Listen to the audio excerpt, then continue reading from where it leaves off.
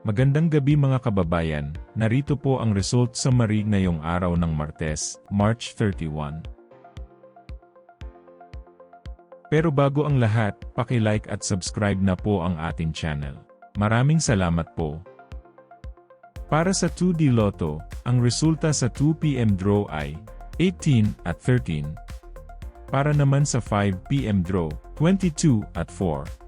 At para sa 9 PM draw ay 8 at 20 in exact order. Para sa 3D Lotto, ang resulta sa 2 PM draw ay 8, 3 at 4. Habang sa 5 PM draw ay 9, 9 at 0. At para sa 9 PM draw, 0, 9 at 4 in exact order. Para sa 6D Lotto, ang winning combination ay 8, 3, 7, 4, 1 at 7 in exact order. I-pause ang ating video at paki-check mabuti ang inyong mga tickets. Para sa Lotto 642, ang ating winning combination ay 16, 22, 3, 30, 36 at 4 in any order. Maaari nyo pong i-pause ang ating video para makita at ma-check ng mas mabuti ang resulta at inyong mga ticket. Check nyo na din po ang consolation prize sa ibaba.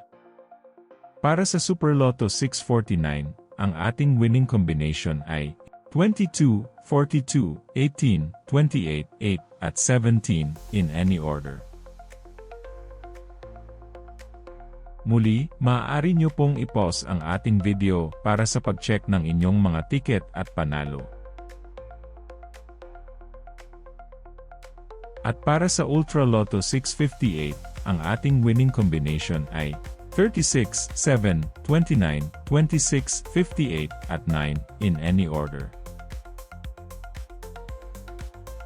I-pause ang ating video at siguraduhing tama ang ticket draw date at number combination sa inyong mga ticket.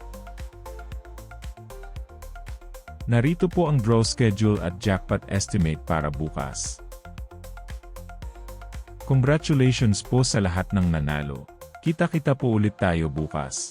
Maraming salamat po sa panunood.